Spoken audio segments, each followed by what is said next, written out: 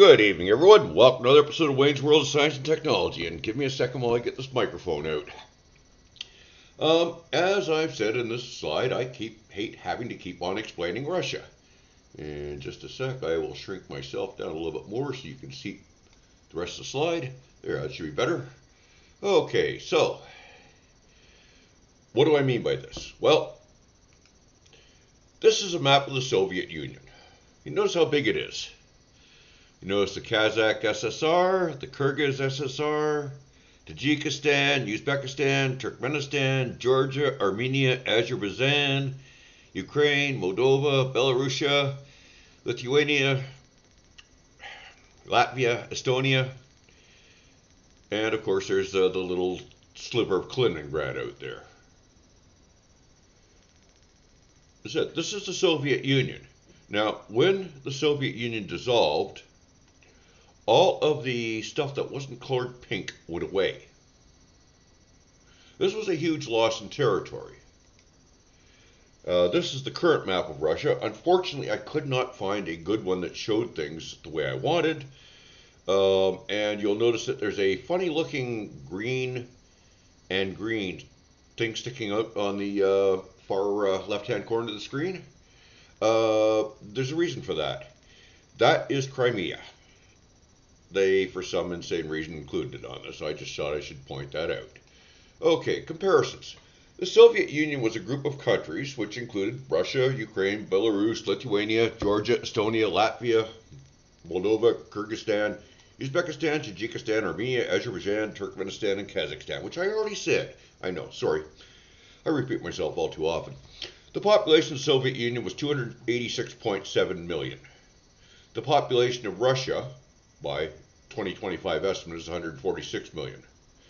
That is almost a 50% drop in population.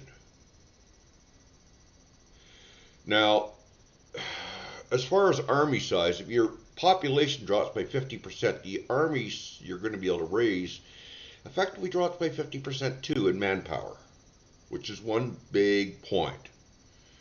The Russian military does not have the same number of people that the Soviet military had.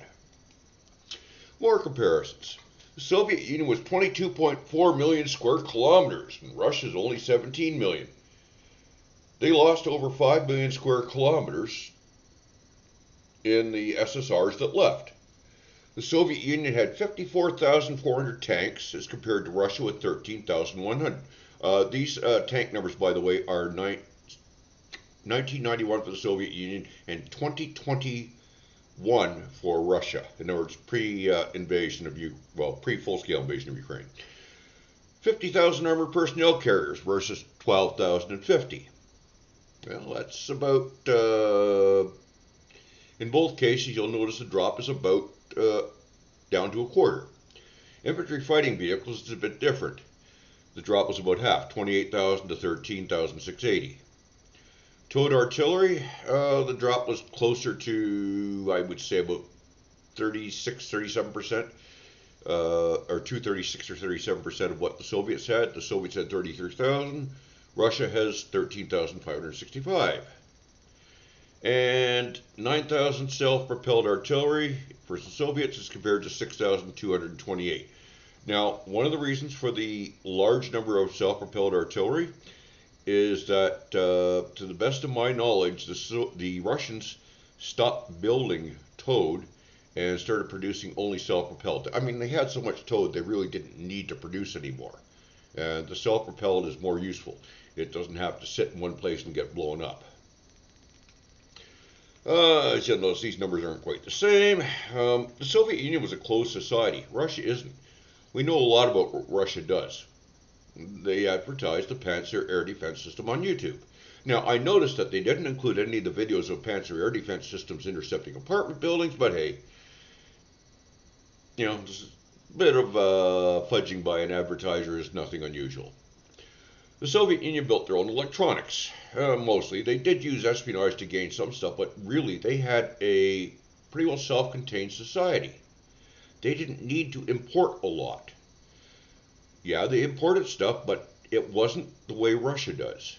Russia has to import most advanced electronics, including computer chips. They also have to import things like high tech machining tools. They can't make them.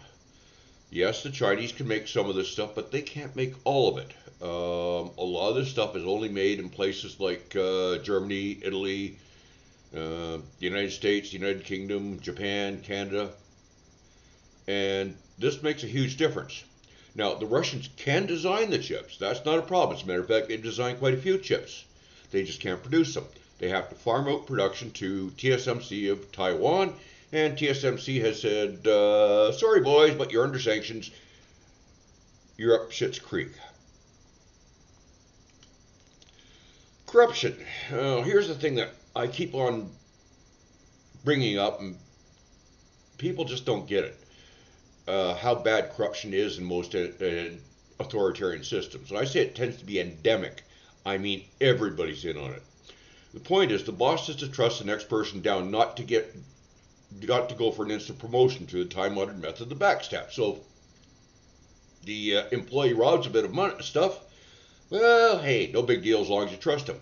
The only problem is that goes down the line, because if his junior sees him stealing, the junior starts stealing.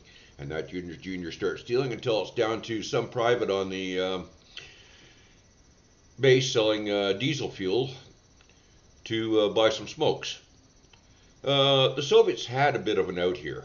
The ideological schooling meant that most Soviets believed they lived in the richest, most advanced country on the planet. And most of them actually believed in communist ideology. It was what they were taught. They had very little choice.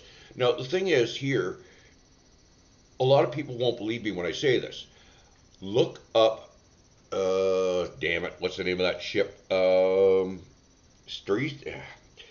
There was a Soviet, sorry, gotta remember the term. There was a Soviet officer, he was the ideological head, in other words, the party member on board of a Soviet destroyer. And he got upset because he thought that the Soviet Union wasn't following through on communist ideals. So he arranged a mutiny. Yeah. That's how much they believed. This guy arranged a mutiny and took off in the ship. Basically, they got most of the officers locked up and headed off. And the the Soviet Air Force was trying to bomb them and almost bombed the wrong ship. It's a real horrendous mess. There's a couple videos on YouTube about it. If anybody wants to ask me, I'll point you at those videos. But it really was a horror story. The thing was, this guy was a true believer. He absolutely 100% believed that something had gone wrong with the revolution and he needed to fix it. The Russians don't have anybody like that. They do not have an ideological framework like this, and the average person just isn't a true believer. Russia is not the Soviet Union, but they think they are. The Russian population always considered the Soviet Union to be Russian Union, with the smaller Soviet socialist republics being younger siblings that could be bossed around. I said ordered there, but bossed is really what it was. When the Soviet Union dissolved, many were upset that the SSRs ran for the exit. It turns out being treated like an unintelligent younger sibling upsets people. I mean, who would have guessed it?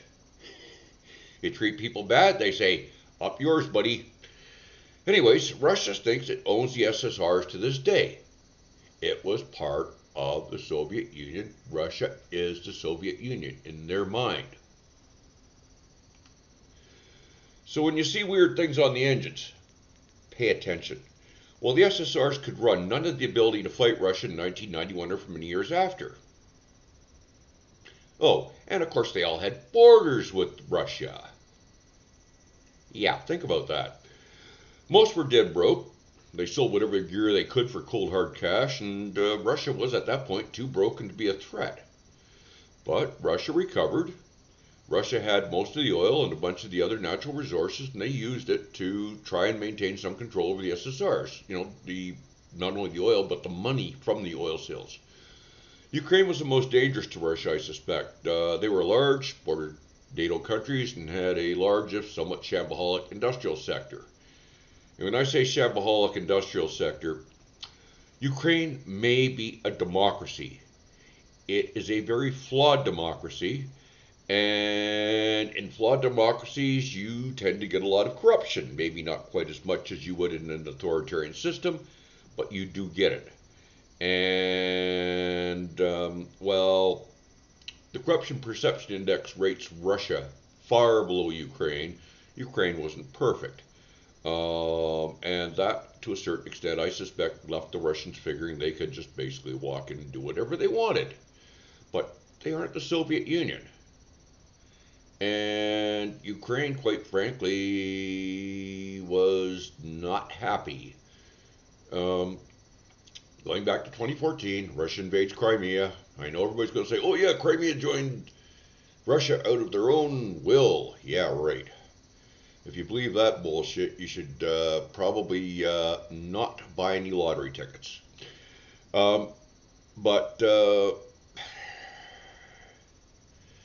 Where was I? Sorry, I lost my train of thought for a second. Oh, forget it. It does. Anyways, Ukraine was willing to fight for Crimea because, as far as they were concerned, it was part of them. I mean, Ukraine and Crimea had been attached for centuries. Yes, the Russians conquered Crimea, but they did it through Ukraine. Okay? Think about that. They did it through Ukraine. So, Crimea is really upset the Ukrainians. The Donbass bullshit with Igor Girkin got them more upset. And there's this funny thing about upset people.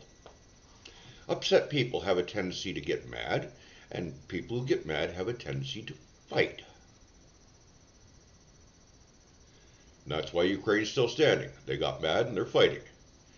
And, well, as I said, Russia is not the Soviet Union. If Ukraine had pulled a Czech revolution like the Czechs did in 67 or the Hungarians did in 56, and no, I can't remember the Hungarian Revolution, but I went to school with a girl whose parents carried her out over the border as a baby. Yeah. There, the Soviets had enough power to be able to pull it off. If Ukraine had tried a revolution like Czechoslovakia or Hungary, the Soviets could have handled it. The Russians just don't have the resources. They think they do, but they don't. And before anybody starts flipping out about how Russia's got way bigger budget than Ukraine, I am working on a video explaining this as well. It's just it takes time to get this stuff done because, well, hey, I've got a life. Sometimes. When the dog doesn't want walking.